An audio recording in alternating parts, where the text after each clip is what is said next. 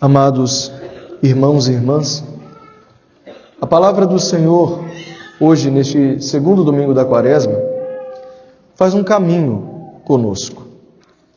Um caminho que nos convida, mais uma vez, à confiança em Deus. E tudo começa ali na primeira leitura, quando Deus então envia, ou Deus manda Abraão ir para uma terra. O Senhor só promete uma terra, mas Ele não dá o endereço. Ele não coloca um mapa na mão de Abraão. Ele simplesmente diz: vai, porque eu vou estar com você e eu vou mostrar onde é. Aqueles que te abençoarem, eu abençoarei. Aqueles que te amaldiçoarem, eu amaldiçoarei. Eu vou estar com você. Não tenha medo. Simplesmente vai.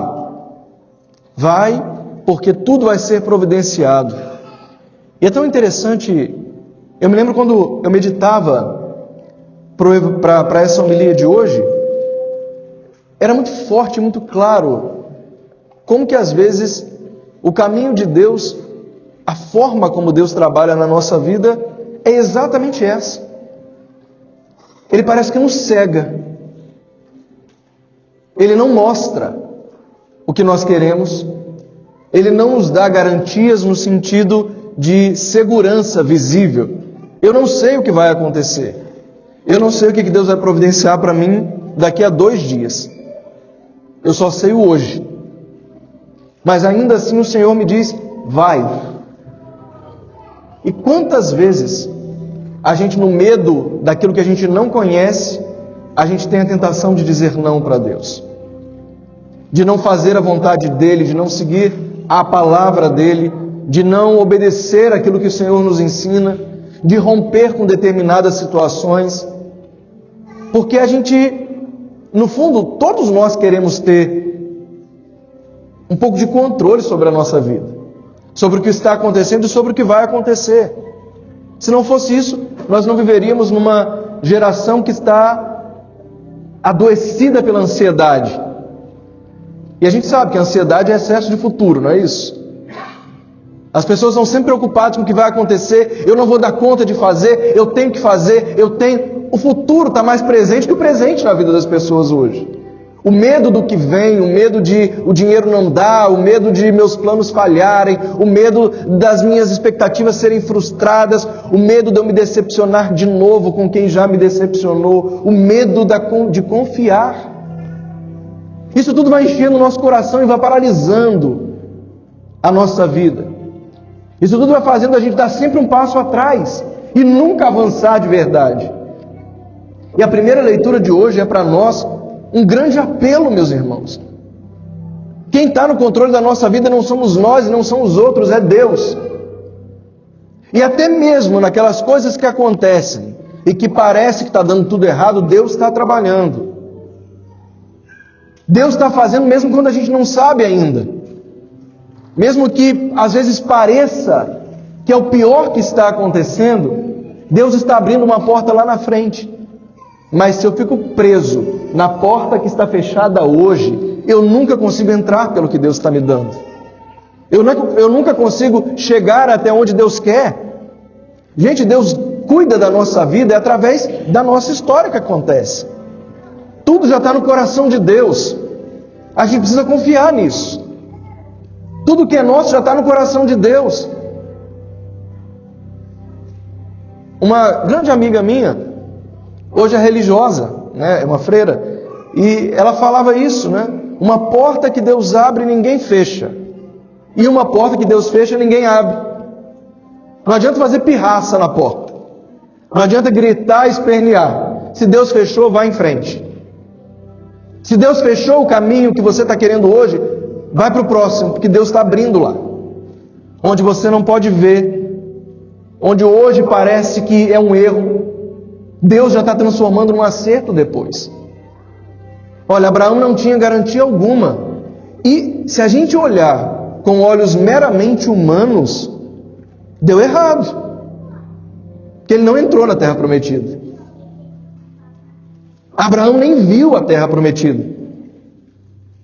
Mas com os olhos da fé, se ele não tivesse saído lá, nenhum de nós estaria aqui. Deu certo para mim e para você. mas ele não foi capaz de ver. Ele só confiou e começou a caminhada. Ele só confiou e foi. Mas o plano de Deus está sendo cumprido hoje, aqui, na minha vida, na sua vida. Meus irmãos, há coisas que nós estamos plantando hoje e nós não vamos colher. Essa é a verdade. E não seja egoísta a ponto de achar que tudo é só para você. Que cada semente que você está plantando hoje, você vai colher o fruto dessa árvore. Não vai. Deus está abrindo um caminho através da sua vida. Deus está abrindo um caminho através da minha vida. Nem todo o plano de Deus para a nossa vida se cumpre conosco. Nem todo o fruto que Deus quer fazer, alimentar as pessoas através de nós, somos nós que vamos comer. Não é assim. Pode ter certeza, o seu sacrifício de hoje está plantando uma vida melhor para os seus netos amanhã. O não que você escuta hoje está sendo, nas mãos de Deus, uma bênção para a sua família daqui a 50 anos e você nem sabe. Você não vai ver, mas alguém vai colher. Como nós hoje estamos colhendo o fruto daquele primeiro passo que Abraão deu há mais de 4.000 anos. Olha quanto tempo demorou. Olha quanta história não veio depois daquele passo. Gente, Deus não trabalha com horizonte. Deus não nos mostra o horizonte da nossa vida. Deus só vai dizendo passo a passo qual é o próximo. Deus está dizendo, coloque o pé aqui. E o chão é Ele quem põe. Confiar em Deus é estar nas mãos de um mistério. De um mistério constante. De um mistério que não revela tudo. Que se mostra pouco a pouco. E é exatamente aí onde entra a confiança e a fé. A fé, como nos diz São Paulo, é a posse antecipada daquilo que a gente deseja. Eu mesmo não vendo, já ter nas minhas mãos. Eu mesmo não tendo a certeza de que vai chegar, eu confio que se Deus me mandou ir, Ele já está preparando o caminho. Eu só dou o passo. Eu só obedeço. Mas quem realiza é o Senhor. Eu não faço com as minhas mãos. Eu só escuto e dou o próximo passo. E assim, meus irmãos, é que a gente vai construindo uma vida em Deus. Passo a passo. Decisão a decisão. É lógico que todos nós sonhamos e temos planos, gente. Nós precisamos planejar. Nós precisamos sonhar. Eu não estou dizendo aqui que Deus aniquila a nossa vontade, os nossos desejos. Não é isso. O que o Senhor está mostrando é que, às vezes, os nossos planos não vão contribuir com a nossa salvação. E aí Ele não vai respeitar os nossos planos. Deus não tem compromisso com o plano que eu faço. Deus não tem compromisso com os meus desejos. Deus não se compromete com aquilo que eu sonhei para mim. Quando o meu sonho coincide com o sonho de Deus, aí está tudo perfeito. O que o Senhor quer é que nós nos permitamos sonhar com Ele. O que o Senhor quer é que nós nos permitamos que os planos dele aconteçam. E que muitas vezes os nossos sejam modificados. Eu falo para vocês, acredito que aqui, gente, há 20 anos atrás, vamos pensar, quem já sonhava que estaria aqui? Nesse lugar? Qual de vocês planejou isso? Qual de vocês sonhou com Simpsonville, com Greenville, com Greer, Isley, Massachusetts? Quem sonhou? Deus sonhou para nós. Se você não tivesse permitido, você não estaria aqui hoje. Se Deus não tivesse mudado algum plano seu lá atrás, você não estaria hoje aqui. O seu hoje é fruto do sonho de Deus, não necessariamente do seu. Esse momento agora é fruto disso que nós estamos falando, da confiança. Talvez isso poderia ter sido um caminho mais tranquilo, se nós tivéssemos permitido que o Senhor de fato guiasse todo o caminho. Mas às vezes a gente vai colocando obstáculos à graça. A gente vai criando resistências aos planos de Deus. E é por isso que muitas vezes a gente precisa cair muito antes de chegar até onde Deus quer que a gente chegue. É por isso que tantas vezes a gente chega no final, a gente experimenta a vitória, a gente experimenta o cumprimento da graça de Deus cheio de feridas e machucados, né? Tudo que poderia ter sido evitado pela confiança. Tudo que poderia ser evitado se ao ouvir a voz de Deus nós simplesmente tivéssemos dito sim. Se nós tivéssemos simplesmente permitido ao Senhor fazer. Quantas vezes nós nos fechamos à graça e isso acaba cegando os nossos olhos às bênçãos. Nós resistimos à vontade de Deus e por causa disso nós não conseguimos usufruir do caminho. E aqui eu quero lembrar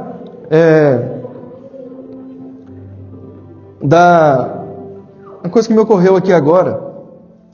Quando João Batista foi concebido, não sei se vocês lembram, mas Zacarias não entendeu e não confiou e ele ficou mudo. Vocês se recordam disso? Do momento em que ele recebeu a notícia da gravidez de Isabel até o momento em que João Batista nasceu, ele ficou mudo. Porque ele não confiou na palavra de Deus. E às vezes é isso que acontece. A palavra se cumpre, mas a gente passa por momentos em que ficamos mudos, porque não confiamos na graça. A graça acontece na nossa vida, mas nós perdemos a fala, nós perdemos a capacidade de escutar, nós deixamos de enxergar. Deus continua trabalhando, mas a gente vai perdendo o melhor do caminho. A gente vai perdendo a graça de usufruir do que Deus está preparando para nós. Enquanto todos puderam ali se alegrar com a gravidez de Isabel, Zacarias estava mudo, não podia falar. Ele podia ver, mas ele não podia falar, ele não podia partilhar. Por quê? Porque ele não compreendendo, porque ele achando irracional, ele não acreditou. Meus irmãos, nós não vamos compreender tudo. Às vezes o que Deus está fazendo na nossa vida parece irracional. Se você procura uma explicação, não existe. É aquela pessoa que entra na sua vida totalmente improvável. É no momento em que tudo parece perdido e Deus suscita alguém que vai te dar uma luz, que vai te mostrar um caminho. Mas a falta de confiança nos faz sofrer tudo duas vezes. A falta de fé faz doer duas vezes mais o caminho. A falta de confiança em Deus faz tudo parecer muito mais difícil. E aí entra também, é lógico, o que São Paulo fala para Timóteo, na segunda leitura que nós ouvimos hoje. Sofre comigo pelo Evangelho. O sofrimento vai fazer parte também desse caminho, gente. Não vão ser flores. Não vai ser fácil. Aliás, vamos ser muito sinceros, né? Tudo que vem fácil, às vezes vai fácil também. Sem um chorinho não tem, né?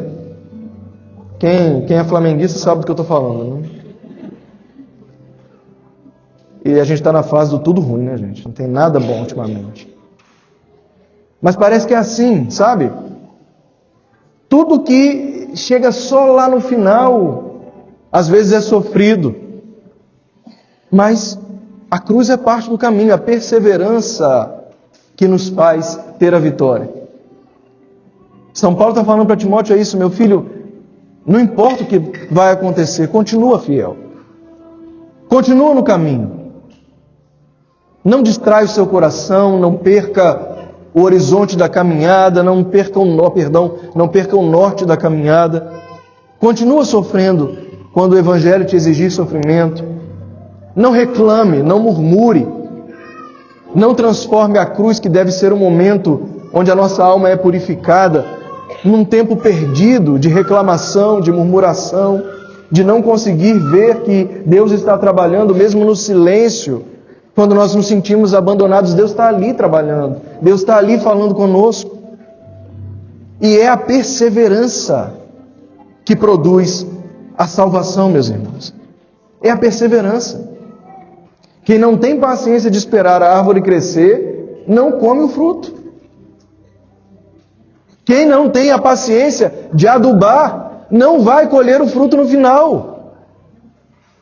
Tudo na nossa vida, especialmente tudo que Deus constrói para nós, leva o tempo, e o tempo é o tempo de Deus, não é o nosso.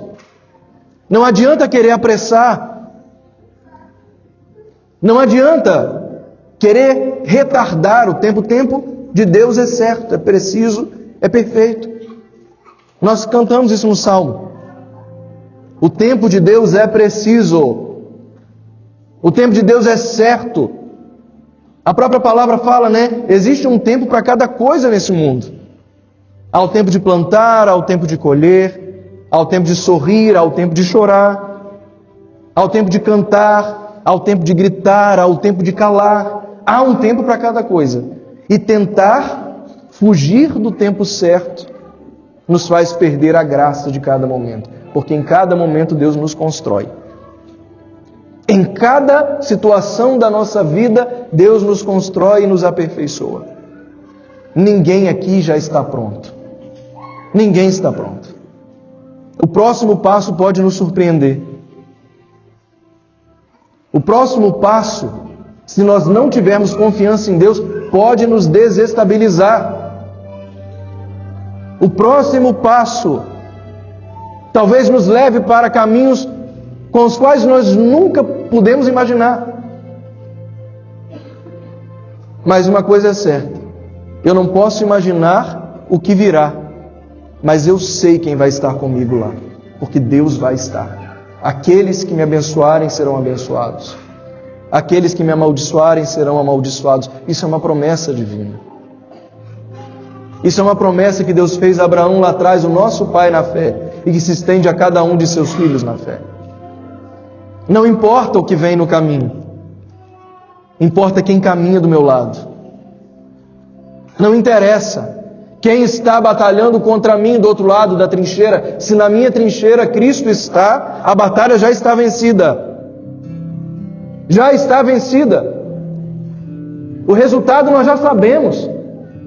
Mas há batalhas que são demoradas, há outras que são mais fáceis. E naquelas que são fáceis, que o nosso coração não se iluda.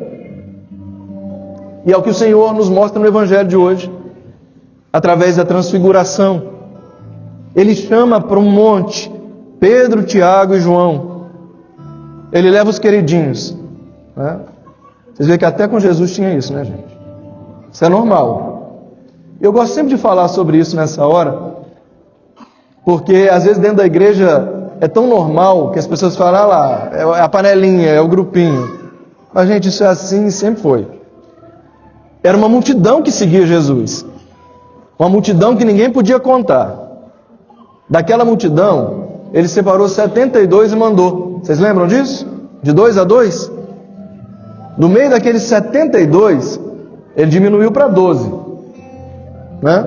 Aos quais ele chamou de apóstolos. Do meio dos 12 tem esses 3 aí, que eram um grupinho, né? Mais próximo. E no meio dos 3, ainda tinha o preferido, que era o amado, João. Tinha o que mais amava, que era Pedro. E tinha Tiago ali, que era o voto de Minerva, né? Tinha que ter 3. Porque o nosso coração humano, ao amar alguém, ele faz um voto de preferência. Todo amor é preferencial. Por isso, quando a gente fala da nossa relação com Deus, a gente fala do amor mais puro que existe. Porque no meio de uma multidão, Deus é capaz de amar a cada um de forma individual. Ele nos preferiu, não preterindo os demais, mas Ele nos prefere a cada dia como se nós fôssemos os únicos. E ao levar esses 3 ao Monte Tabor, ao subir com eles lá, Jesus estava mostrando para eles o seguinte: olha, vocês vão ver a minha glória, vocês vão ver todo o meu poder aqui, mas logo depois daqui vem o Calvário. Logo depois. E olha o que é interessante: Jesus se transfigura na frente de seus discípulos. Era tanta luz que era quase impossível reconhecer. E aqui eu queria fazer uma distinção com vocês para a gente finalizar a reflexão de hoje. Nós estamos vivendo num mundo que está confundindo transfiguração com desfiguração. As pessoas estão sendo desfiguradas na sua identidade de filhos de Deus, na sua identidade de homens e mulheres, na sua identidade de pessoas humanas. Nós estamos vendo e vivendo o tempo em que a preferência de cada um se tornou norma de vida. As pessoas querendo viver como cachorro, como gato. Cada um quer se identificar com aquilo que quer. Isso desfigura, isso não transfigura ninguém. Isso desfigura, isso quebra a nossa imagem. Isso quebra quem nós somos. O mundo de hoje desfigura, meus irmãos. E nós precisamos guardar a transfiguração. Nós precisamos guardar aquilo que nos eleva. Nós precisamos guardar aquilo que restaura. Nós não podemos entrar na lógica daquilo que desfigura quem nós somos. Nós não podemos entrar nessa loucura. Por mais que as pessoas no mundo digam o contrário, a sanidade está em aceitar aquilo que é a verdade de cada um de nós.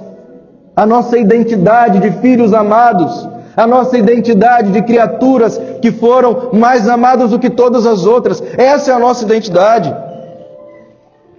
Quando Jesus se transfigura diante dos seus discípulos, Ele mostra o céu. Ele faz os seus discípulos experimentarem ainda que um pouquinho a graça da eternidade. E hoje, meus irmãos, nós caminhamos neste mundo, mas nós não podemos perder nunca a certeza de que o lugar para o qual nós somos chamados ainda não é aqui, não é esse, é o céu. O céu é a terra prometida. Abraão não viu a promessa nesse mundo porque a cidade que Deus preparava para ele era muito maior do que essa. Era Jerusalém celeste. E a transfiguração é o lugar onde Deus refaz as nossas forças para que a gente continue caminhando no meio de um mundo desfigurado, levando a luz que só os transfigurados em Cristo podem ter. O mundo permanecerá desfigurado, sempre trazendo novas caras, novas técnicas, novas modas de desfiguração. Mas aquele que é transfigurado sempre será capaz de iluminar com Cristo, seja qual for a moda do momento. Quem tem a luz de Cristo permanece, persevera, sempre é capaz de edificar e de levar a luz da verdade. Amém.